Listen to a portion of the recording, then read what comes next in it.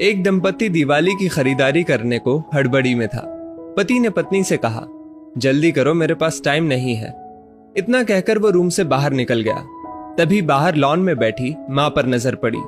कुछ सोचते हुए वापस रूम में आया। शालू, तुमने मां से भी पूछा कि उनको दिवाली पर क्या चाहिए? शालिनी बोली, नहीं पूछा।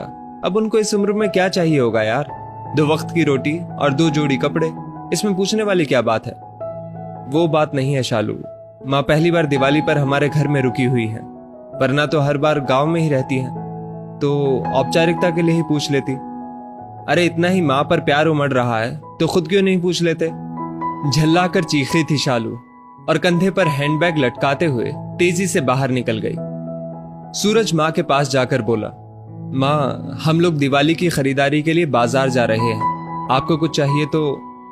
माँ बीच में ही बोल पड़ी, मुझे कुछ नहीं चाहिए बेटा। सोच लो माँ, अगर कुछ चाहिए तो बता दीजिए।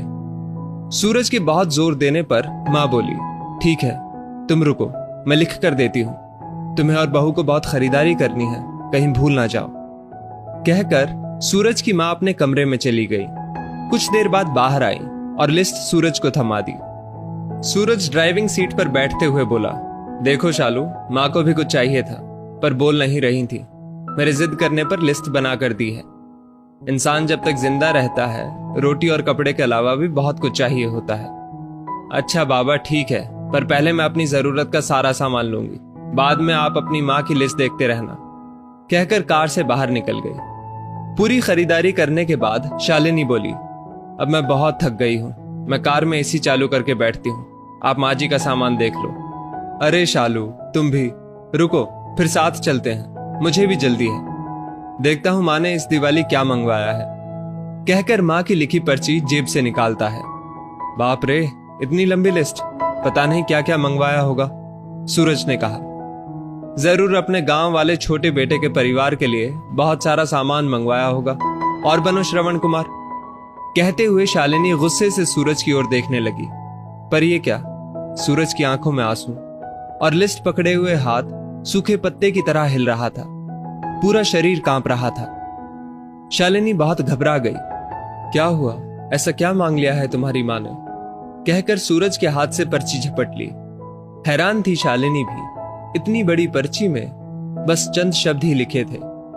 पर्ची में लिखा था, बेटा सूरज, मुझे दिवाली पर तो क्या, किसी भी अवसर पर कुछ नहीं चाहिए, फिर भी तुम जिद कर रहे हो तो तुम्हारे शहर की किसी दुकान में अगर मिल जाए तो फुर्सत के कुछ पल मेरे लिए लेते आना। ढलती सांझ हुई अब मैं। सूरज, मुझे गहराते अंधियारे से डर लगने लगा है, बहुत डर लगता है पल पल मेरी तरफ बढ़ रही मौत को देखकर। जानती हूं इसे टाला नहीं जा सकता, ये शाश्वत सत्य है, पर अकेलेपन से बहुत घबराहट होती है सूरज।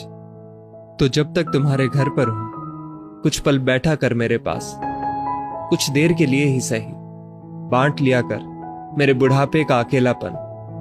बिन दीप जलाए ही रोशन हो जाएगी मेरे जीवन की सांझ। कितने साल हो गए बेटा तुझे स्पर्श नहीं किया, एक बार फिर से आ मेरी गोद में सिर रख और मैं ममता भरी हथेली से सहलाऊं तेरे सिर को। एक बार फिर से इतराए मेरा हृदय मेरे अपनों को करीब, बहुत करीब पाकर, और मुस्कुरा कर मिलूं मौत के गले। क्या पता अगली दिवाली तक रहूं ना रहूं। पर्ची की आखिरी लाइन पढ़ते पढ़ते शालिनी फपक फपक कर रो पड़ी। ऐसी ही होती है मां। दोस्तों, अपने घर के उन विशाल हृदय वाले लोग जिनको आप बूढ़े और बुढ़िया की श्रेणी में रखते हैं, वो आपके जीवन के कल्पतरु हैं। उनका यथोचित सम्मान और देखभाल करें। यकीन मानिए, आपके भी बूढ़े होने के दिन नजदीक ही हैं। उसकी तैयारी आज से कर लें। इसमें कोई शक नहीं कि आपके अच्छे बुरे कृत्य देर सवेर आप ही के पास लौट कर आने हैं। यदि इस वीडियो ने आपका दिल छू लिया हो तो इसे लाइक शेयर अवश्य करें, और ऐसी ही बेहतरीन वीडियोस के लिए हमारा पेज जरूर फॉलो करें। धन्यवाद।